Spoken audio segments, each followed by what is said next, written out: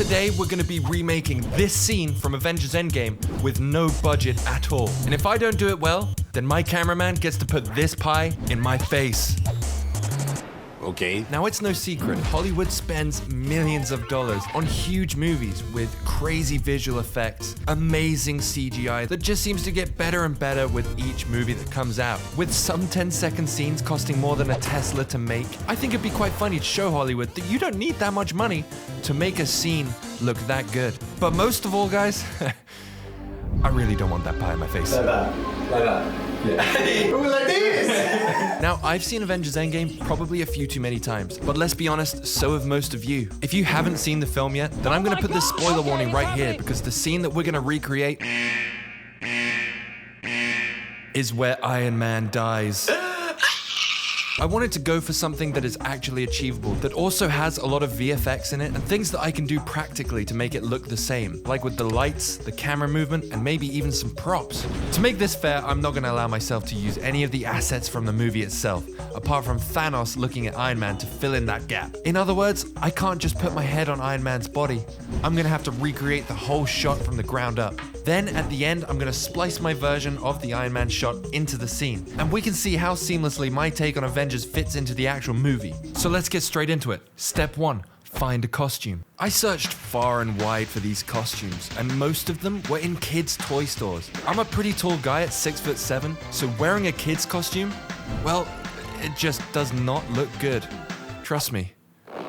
So what better solution to the problem than to go onto Amazon and get an extra large kid's costume and an Iron Man glove with Infinity Stones.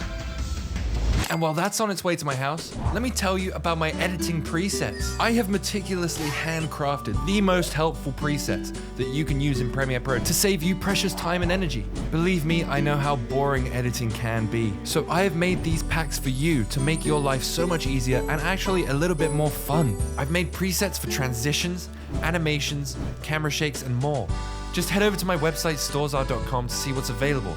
Any purchases go a long way to supporting the channel so I can make more content like this. And speaking of, would you look at that? My Iron Man costume has arrived. The first thing we opened was the Iron Man gauntlet. And holy shit, this thing makes you feel like Iron Man. I'm an adult. And then finally we got the costume. Now keep your expectations low, it's only a morph suit. But you know what? It might look really good.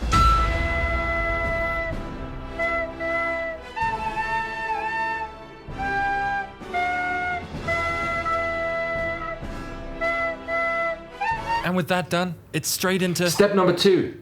Set up the green screen. Now we're going to use the room lengthways so that we've got more space to film and do the camera movement. We're going to have the green screen going up the wall all the way down to the floor. Put a meme behind it. Put a meme right here. Really fast one. We're also going to put some tracking markers on the green screen, but these look awful and I actually don't know if they're going to work. Step number 3 is setting up the lighting. Now this is the most important part of the whole thing, and this is going to make or break the film we're about to make. Or break. If we get this wrong, then none of this matters. It's all going to be a giant failure. We need to figure out where the light is coming from in the scene and replicate the same lighting through our green screen footage. How's that? Oh yeah, that's actually very effective. Is it? And if we nail it, this is going to look like a multi-million-dollar movie. Step number 4, camera movement. Now this is going to be real tricky. We've got to decide whether we're physically going to use the camera panning in on me as I'm doing the snap, or if we're going to keep me stationary and do all of the camera movement within Blender or After Effects. And step number 5, get into character and start recording. I am Finzar. Alright? Does that look good? Nice, yeah. Alright. Alright, let's just get you into makeup. Makeup, yeah. What do you mean? You ordered the blood, right?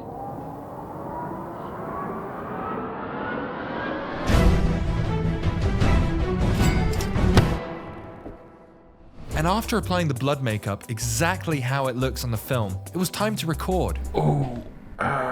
So in the recording, we decided to go with the handheld approach to the camera movement. What I didn't know at the time was that this would turn out to be extremely annoying later on. We could have shot it stationary, but we really needed that perspective shift as the camera tilts up. So with that done, I was ready to edit. I immediately dragged it into After Effects. The first thing I had to do was stabilize the motion because it was a little bit rocky. This meant applying some trackers in After Effects and then applying that to the X and Y axis. Now this was easy enough, but whoa. Yeah, we're gonna have to do some rejigging. And after a good rejig, it looks great. Smooth, exactly what we wanted from the camera motion to begin with. Now with both of those clips done, it's time to cut me out from the green screen background. Now initially I thought I could just green screen this, but it turns out the green screen actually wasn't that great because I didn't have enough lights to light the green screen as well as myself. So we're gonna have to use rotoscope in After Effects. Yes, I know, rotoscoping. Believe me, this cost me a lot of time. I was waiting for, I shit you not, at least an hour for one of these things to cut out. What's going on? Refine edge propagating.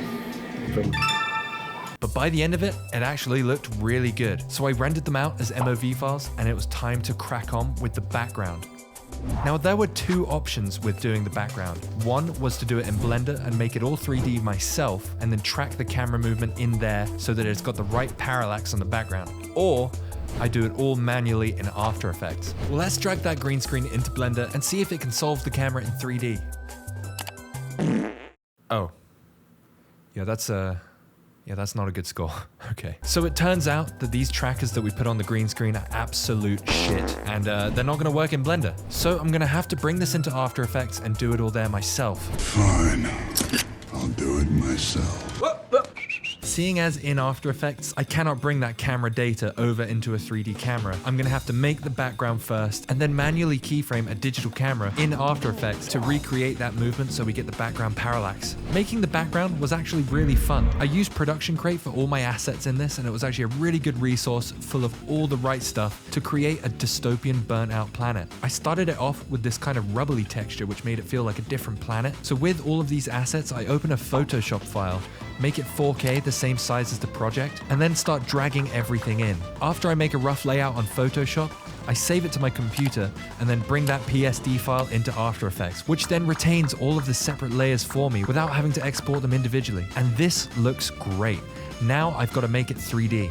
Now I've never made a 3D environment in After Effects before, but thanks to this tutorial right here, I was able to do anything. So thank you, this dude. Absolute shout out to you. You saved this whole project. Just to summarize it for you, I basically made a floor plane and then a whole bunch of different panes in different sizes and distances to create that massive feeling of mountains in the background. And with the background now being 3D, I brought in my green screen footage and turned the opacity down a little bit so that I could manually track the camera motion to look very similar to what we did on our camera. So with some keyframing, this is what it looked like.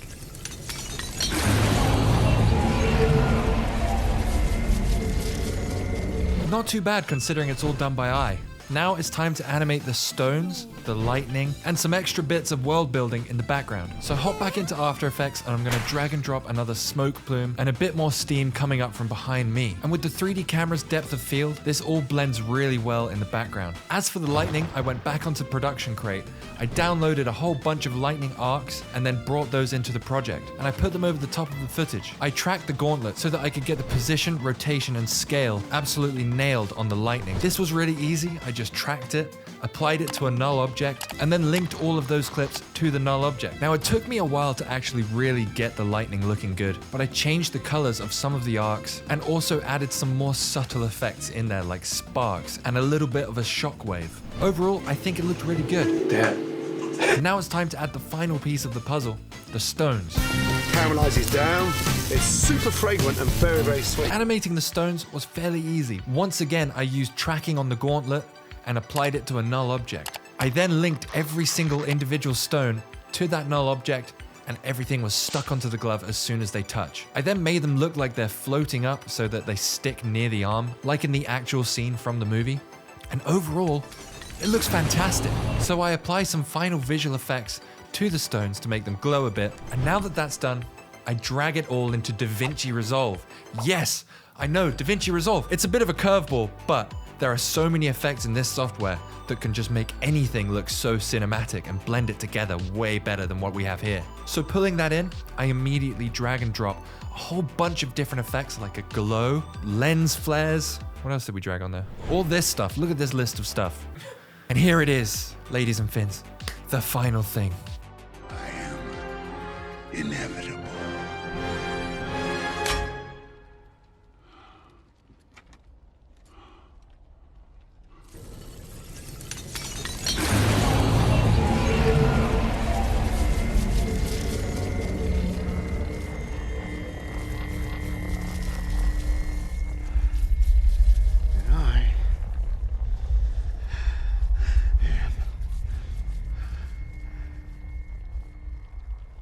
Finzar. Woo! Yeah! Oh, dude. Oh my god. Was that not amazing?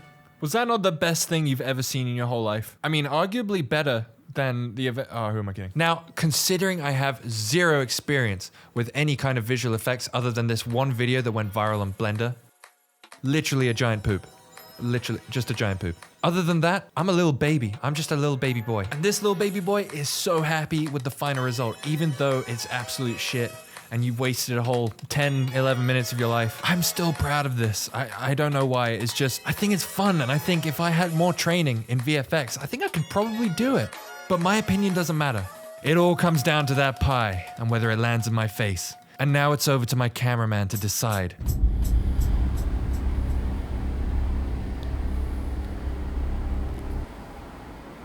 Nice!